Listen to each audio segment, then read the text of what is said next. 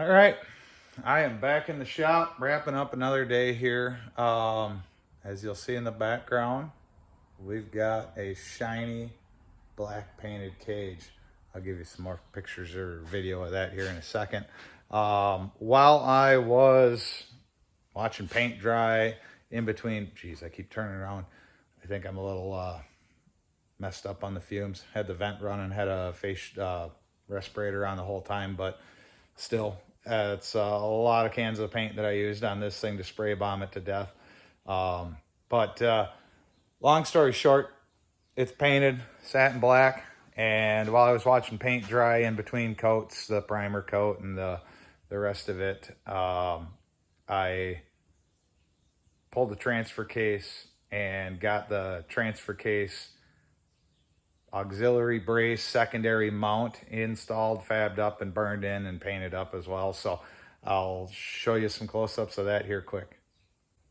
So in an earlier video, that big heavy pig of a 205 had broken this casting adapter.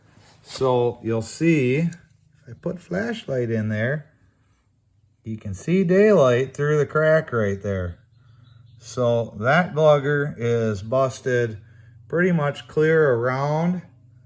You can see the crack there, and then it's split right down into there as well and comes back up. The only thing holding this thing on was pretty much, well, it's split. The crack keeps going down, but like the last two bolts, this thing was flexing on the bottom lip of this casting. You can see the crack. Oh geez, getting all kitty wampus. Crack runs all the way down between the E and the flange there, and then wraps, I think comes back up and marries into this crack over here. So there wasn't much holding that on. I'm pretty confident. There's a photo on my Facebook page or in one of the videos where we were at the Badlands and I was trying to climb a wall in the quarry and I got a little aggressive. And this was early in the season last year. And when my last attempt, I went to and gave it kind of the 3/4 throttle full send sort of situation and came down hard on the skid plates. So in one of the videos that a buddy got, the whole thing's pretty much airborne. And when it came down flat on the belly pan. I'm pretty sure that's when that heavy pig cracked the top of that, because there was some oil on the ground, and after that I was leaking a lot of transmission fluid the rest of the season, and towards the end of the year I noticed as we were horsing the thing, the transfer case shift sticks were moving around. I thought it was a body flexing to the chassis, but because my shifters are mounted off of this pivot point, which was stuck to the transmission, which wasn't moving, and then the transfer case with the linkages coming backwards here, kind of like so, to the transfer case. As the transfer case was moving, it was moving my rods around. So I thought it was actually the body moving on the chassis, because that was pretty sketchy, but it wasn't. It was actually the transfer case flopping around, allowing the sticks to move. So what kept that thing from completely exiting? Just luck, God's luck. So I got a new adapter. One thing I did a little Googling on here, because I learned, I got a little scared that the used adapter I found wasn't going to work, but this guy here has a bearing and a snap ring on the splined shaft, right? Or a coupler. This one does not have a bearing, and it was also not machined for a bearing. So a little Googling told me that this is like 1969 through 72 or 73.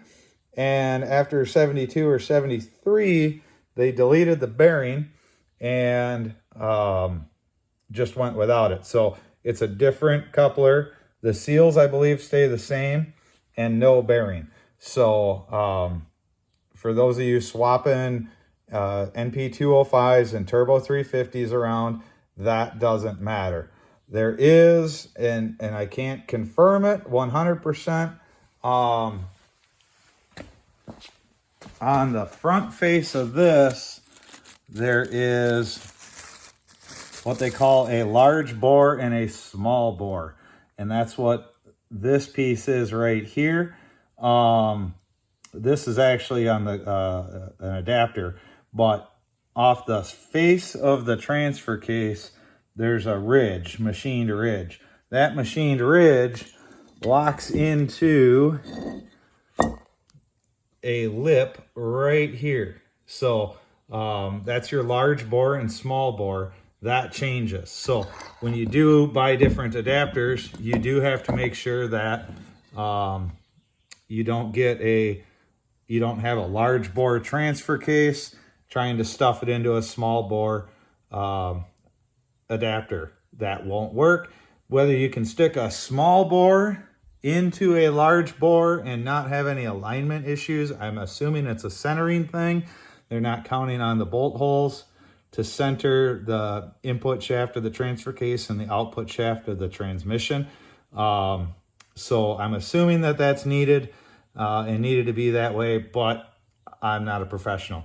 And also, do not RTV this figure 8 pattern to the transfer case.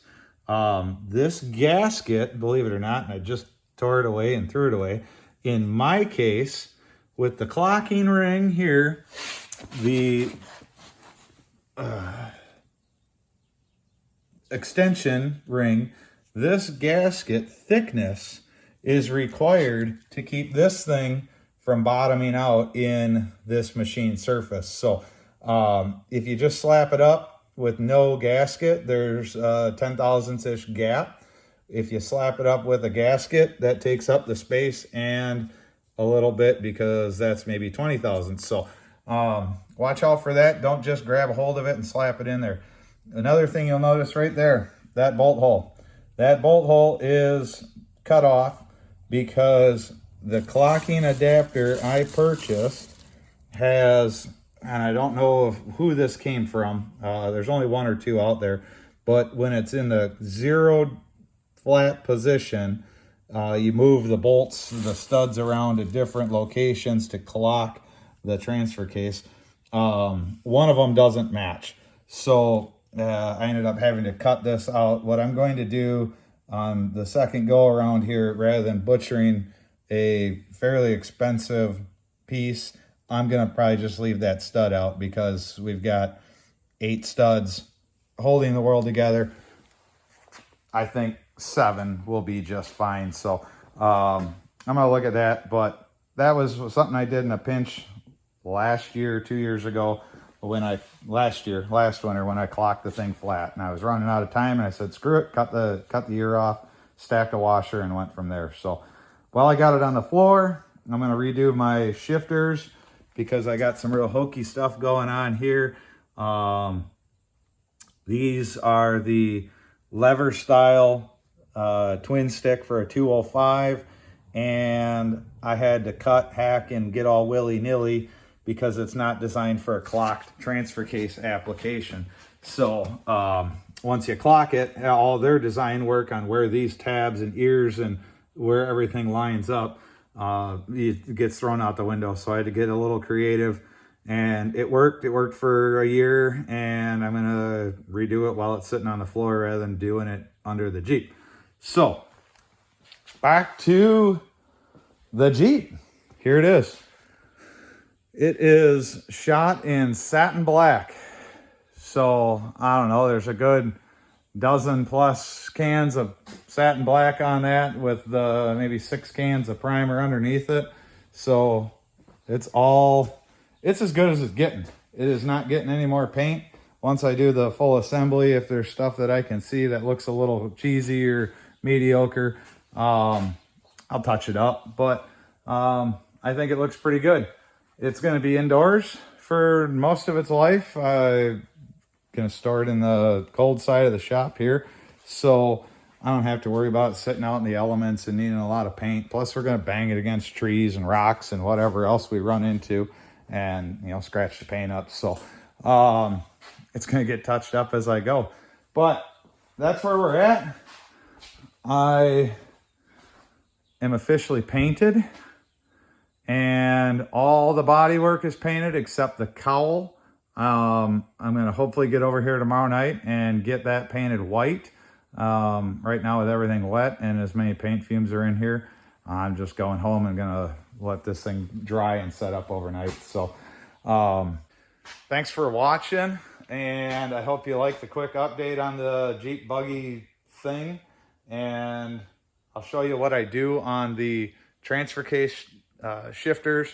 I actually think that might be valuable information. Up to this point, I probably haven't provided any valuable information, but because I'm going to be able to do the shifters on the floor and play with that and make the brackets, I'll show you exactly what I did. So that way when you buy I think it's the JB Fab twin stick, linkage style, not the cable style, you'll be able to see what I did for brackets to modify the linkages to work with a 0 flat clocked transfer case. So thanks for watching. As always, like, share, subscribe, tell your friends.